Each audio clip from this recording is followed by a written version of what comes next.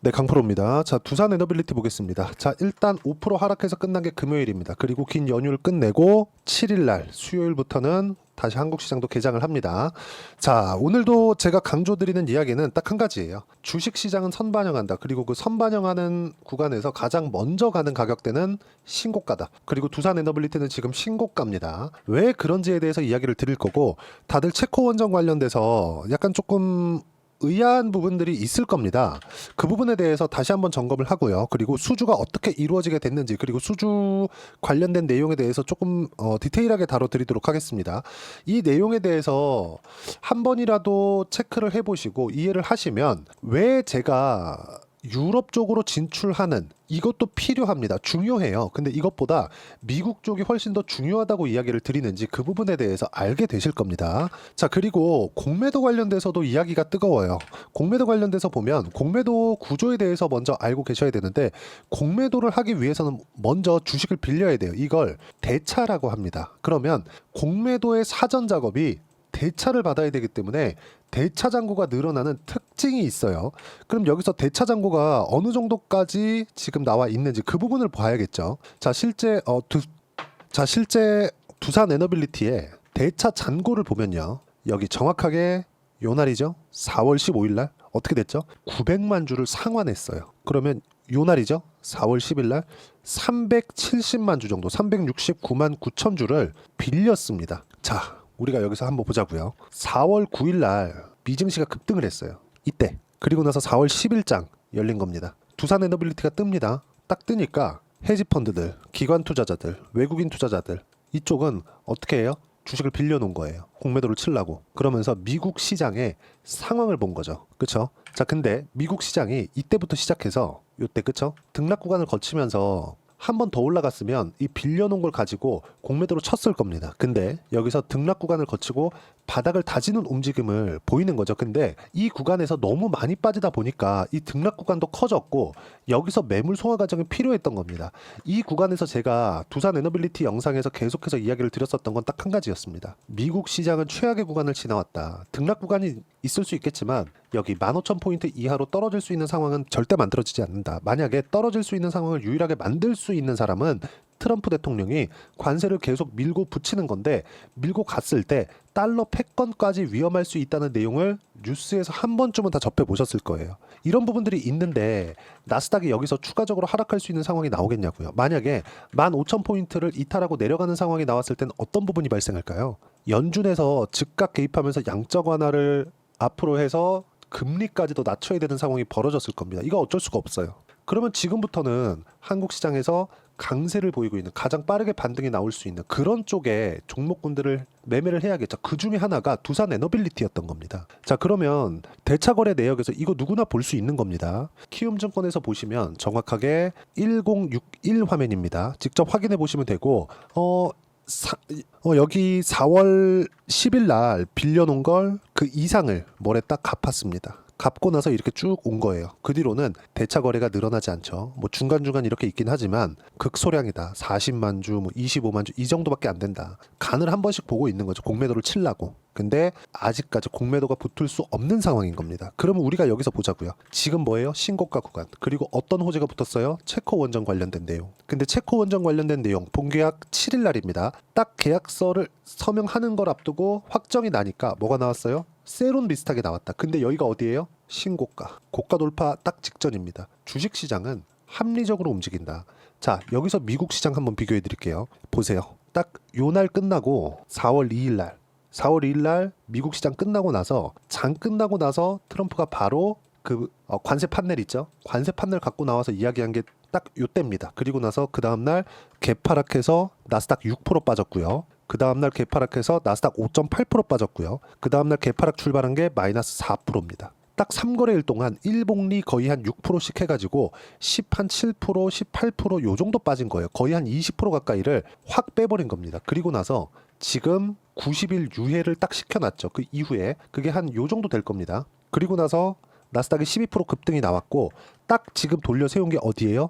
관세 발표된 그 딱 그 가격대입니다. 그러면 이 가격대는 언제예요? 보편 관세 10%가 적용된 주식시장의 가격입니다. 이것보다 추가적으로 올라가기 위해서는 6월 달의 경제 지표를 확인을 해야 돼요. 5월 말부터 시작해서 이게 관세 이후에 한 달을 가득 채운 경제 지표가 한 달 뒤에 나오니까 5월 달로 치고 그쵸? 6월 달 경제 지표를 확인했을 때 10% 관세는 별로 문제 없네. 그러니까 추가적으로 올라갈 수 있는 상황이 나오는 겁니다. 그럼 지금은 여기서 등락 구간은 있겠지만 큰 충격이나 그런 부분은 없는 거예요. 만약에 충격이 있을 것 같았으면 62평까지 회복하지도 못했다는 거죠.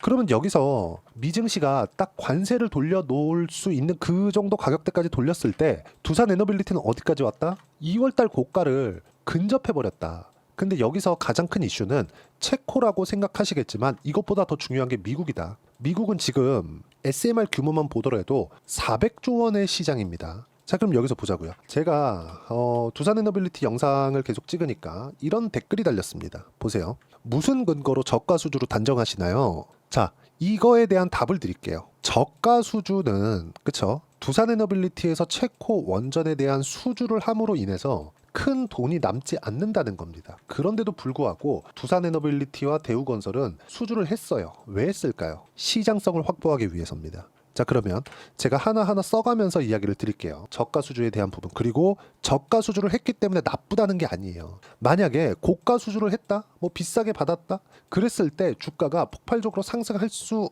있을 거라고 생각하시겠지만 절대 그렇게 나오지 않는다. 앞으로 그쵸?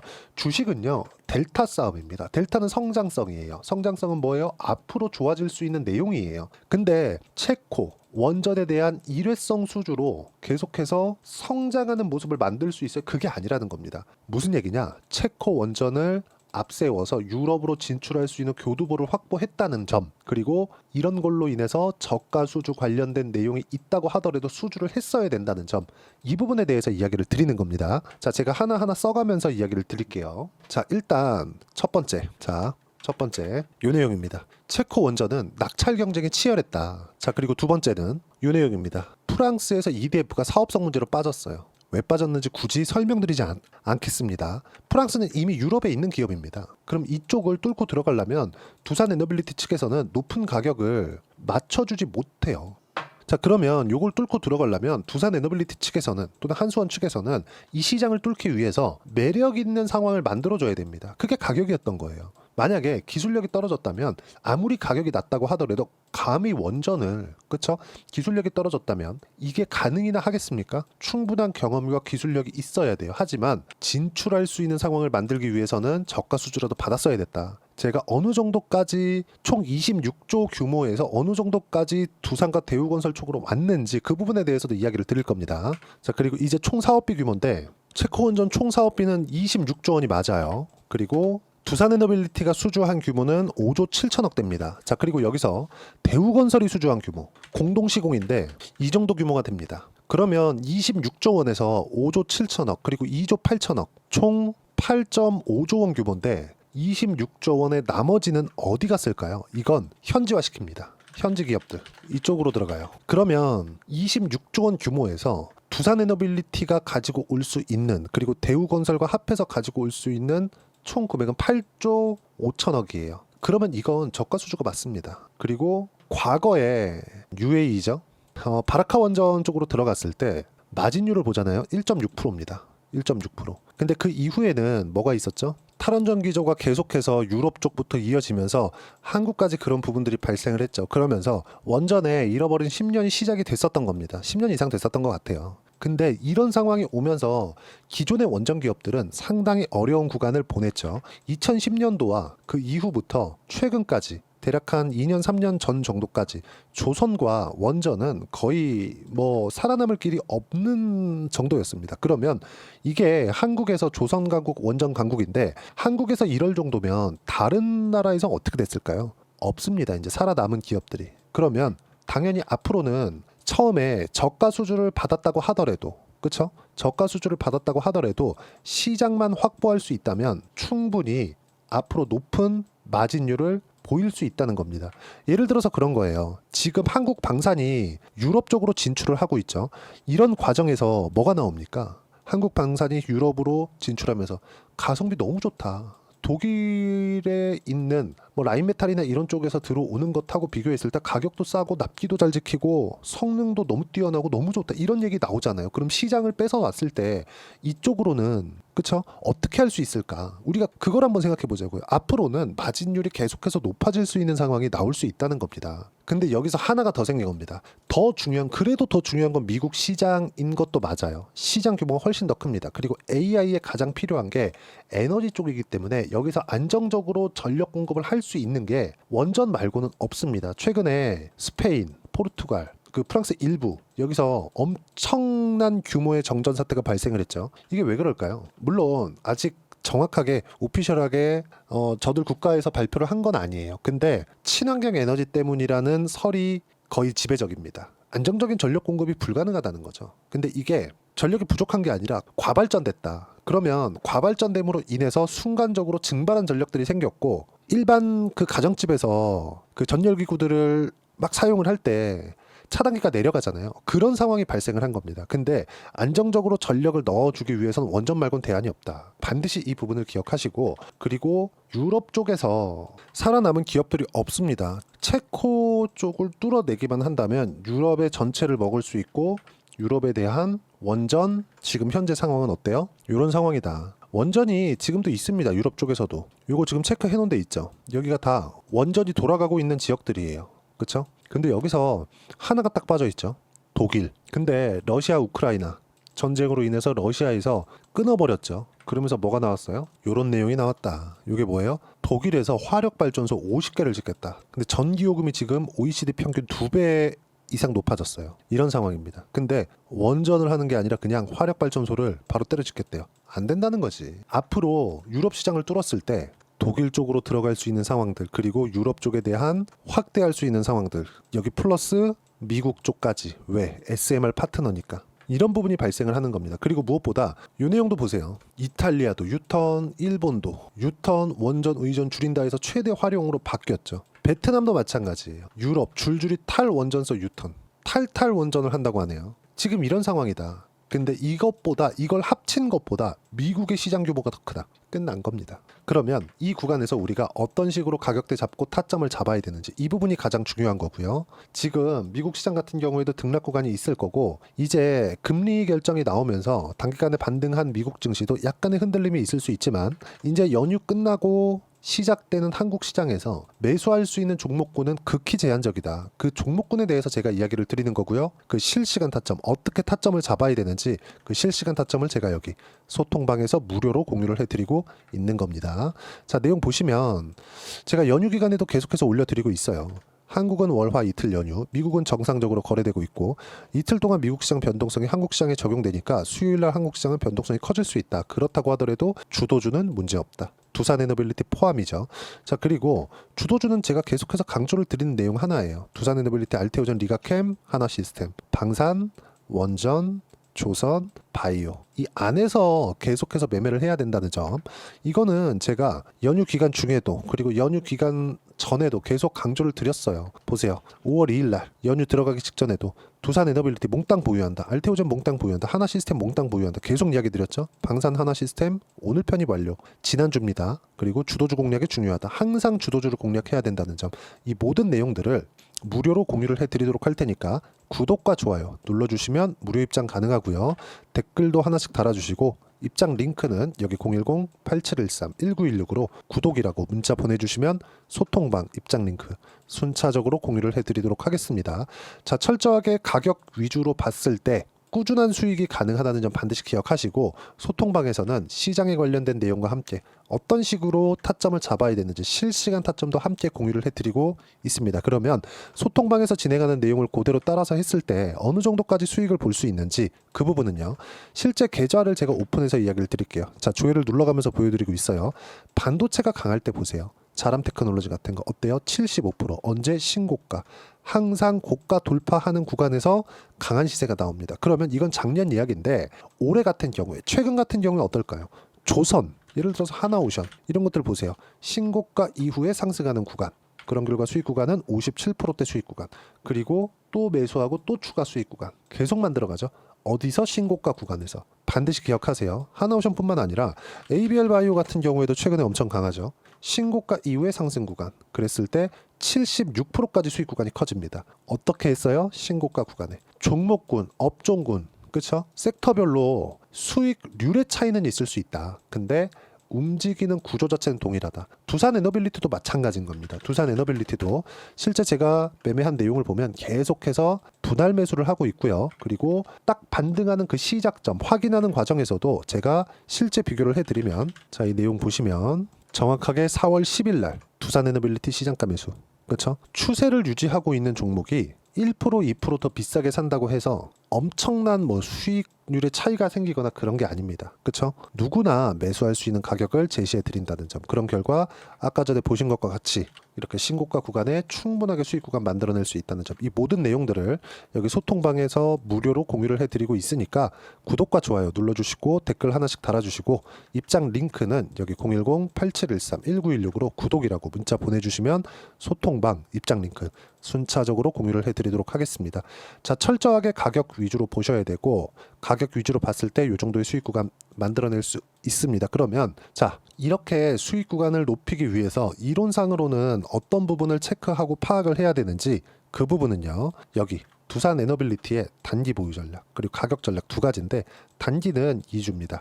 2주 동안 내가 어떻게 수익 구간 만들 것인지 그 부분이고, 그러기 위해선 가격에 대한 부분 중요하고요. 가격에 대한 이해가 되었을 때 주도주, 신고가 두 가지 내용에 대한 파악이 될 텐데, 이 두 가지 내용 모두 무료로 공유를 해드리도록 할 테니까 구독과 좋아요 눌러주시고 여기 010-8713-1916으로 두산 에너빌리티라고 문자 보내주시면 단기 가격 전략 함께 공유해드리도록 하겠습니다. 자, 정말 어려운 시장이 지나가고 있는데 미국 시장이 단기적으로는 이제는 간단한 조정 정도, 일반적인 조정 정도는 받을 수 있습니다. 근데 이 구간에서 우리는 항상 주도주를 공략을 해야 됩니다. 그래야 70%대 수익 구간 충분하게 만들 수 있어요. 이 중에 하나가 두산 에너빌리티입니다. 제가 주도주군에서는 강조하는 게 항상 동일합니다. 신고가에 있는 종목군들, 추세를 유지하고 있는 종목군들. 그러면 5월 달에 두산 에너빌리티와 함께 어떤 종목군들을 공략해야 되는지 제가 딱 한 종목만 준비를 해놨으니까 영상 끝까지 시청하시고요. 모든 분들이 성공 투자하셨으면 참 좋겠습니다. 네, 4분기가 돼도 시장의 회복세가 나오지 않고 있습니다. 미증시는 계속해서 좋은데 한국 시장은 어려운 구간이 계속됩니다. 이 가운데서도 영상을 끝까지 시청해 주시는 분들을 위해서 제가 4분기 그리고 25년 1분기까지 주도할 수 있는 주도주를 준비를 해왔습니다. 같이 공유를 해드릴 거고요. 이런 부분들을 제가 계속 같이 매매를 하고 있습니다. 자, 내용 보시면 1분기와 2분기 그리고 1분기부터 3분기 지금까지도 강세를 보이고 있는 알테오젠과 같은 종목군들 다 제가 매매를 해왔었던 종목군들이고요. 최근까지도 매매를 같이 해오고 있습니다. 자, 저는 가장 투명하게 공개를 하고 있죠. 제가 매매하는 내용들을 다 오픈을 해서 이야기를 드리고 있습니다. 실제 제 계좌 수익률들이고요. 이런 부분들을 어떤 식으로 내는지를 이해하고 파악해야 되는 게 중요합니다. 자, 내용 보시면 HLB 어떻습니까? 상승하는 구간에 매매한 결과 31.9%의 수익 구간 1월 달입니다. 그쵸? 이걸 제가 5월 달까지 매매를 꾸준하게 해왔고 마지막 매매는 6월 달에 끝냈습니다. 하한가 두 방을 피하고 다시 마지막에 그쵸 20% 정도 수익 구간까지 이 부분도 확인시켜 드릴게요. 알테오젠 같은 경우에는 여기 5월과 6월 달에 매매한 내용인데 매수 타점을 2번 잡았죠. 그리고 매도를 4번 잡은 결과 33%의 수익 구간 한 군데에서만 이렇게 나온 거고 이 부분을 다시 한번 확인해 보면 자, 알테오젠을 한번 쳐보겠습니다. 알테오젠 딱 쳐보면 제가 여기 2월과 3월 달 그리고 5월과 6월 달 그리고 9월 달까지 매매 구간을 꾸준하게 만들어 왔죠. 여기서 눌림목 구간을 한번 더 준다면 다시 매수 구간을 잡을 예정이지만 지금은 4분기 그리고 내년 1분기까지 주도주가 어떻게 형성이 되는가 그리고 어떤 종목을 잡아야 되는가 그 부분이 중요하니까 그 부분에 대해서 이야기를 드리도록 하겠습니다. 자, 내용 보시면요. 이 내용을 모두 수렴하고 있어야 된다. 이 세 가지 내용만 갖춰져 있으면 주식시장에서 나 혼자 나 스스로도 꾸준하게 수익이 나는 주도주를 잡아낼 수가 있습니다. 자, 내용 보시면 8월 5일날 시장 폭락이 나왔죠. 미국의 경기 침체 우려감이 불거지면서 시장이 폭락이 나왔는데 그 시장 폭락 구간 안에서도 가장 강했었던 업종이 뭔가 이 부분을 체크를 해보셔야 되고요. 그리고 실적에 대한 부분은 미래가치가 들어가야 되지만 이건 너무 당연하게 들어가야 되는 겁니다. 미래가치가 좋아지는 부분. 근데 지금까지 내일까지 실적이 조금 더 좋겠죠. 전 지금 당장의 실적은 그렇게 뭐 중요하게 보진 않는데 이번에 준비해온 종목은 지난 3개년 연속 순수익이 증가했다는 점 주목해서 봐야 되겠고요. 그리고 가장 중요한 점 수급이죠. 그래야 단기간에 수익을 낼 수 있겠죠. 이건 뭐냐? 저점 매집봉이 꾸준하게 나오고 있는가? 외국인들의 미친 매집이 나오고 있는가? 이런 부분인데 이 종목이 뭐냐? 제가 이렇게 차트로 준비를 해왔습니다. 자, 내용을 간단하게 보셔야 돼요. 폭등 전에 꾸준하게 매집봉이 나오는가? 그리고 시장 폭락 즉 시장보다 강한 움직임을 보이고 있는가? 여기가 8월 달입니다. 8월 달에 똑같이 폭락이 나왔지만 회복하는 과정에서 빠르게 회복 구간을 만들어냈죠. 제가 종목만 띡 던져 드리는 게 아니라 아까 전에 말씀드렸었던 대로 여기 소통방에서 어떻게 대응하는지 그리고 어떻게 가격대를 잡아야 되는지 이런 부분까지 제가 함께 공유를 해드리고 있으니까 이 내용 확인해 보시면 됩니다. 시장에서 강한 종목은 제가 모두 참여해서 매매를 하고 있다고 보시면 됩니다. 자, 그런데도 불구하고 제가 왜 15에서 30%냐?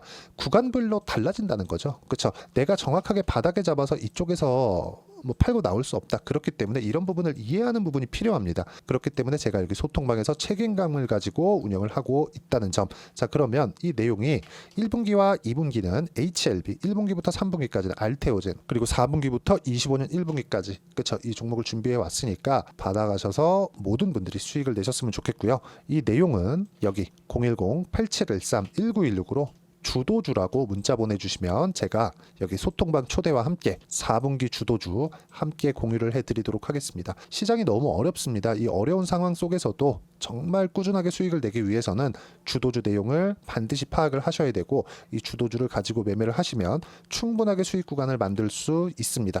뭐 허황되게 50%, 뭐 100% 이런 식으로 이야기 드리지 않습니다. 그리고 이 내용을 꾸준하게 내가 실현시켜 갈 수 있는가 이런 부분이 너무 중요합니다. 이 내용에 대해서도 제가 소통방에서도 이야기를 드리겠지만 이 종목 딱 받아가셔서 한번 경험해 보시면 완벽하게 주도주 매매만 하실 수 있을 거니까 이 내용 010-8713-1916으로 주도주라고 문자 보내주시면 제가 소통방 초대와 함께 주도주를 확인시켜 드리도록 하겠습니다.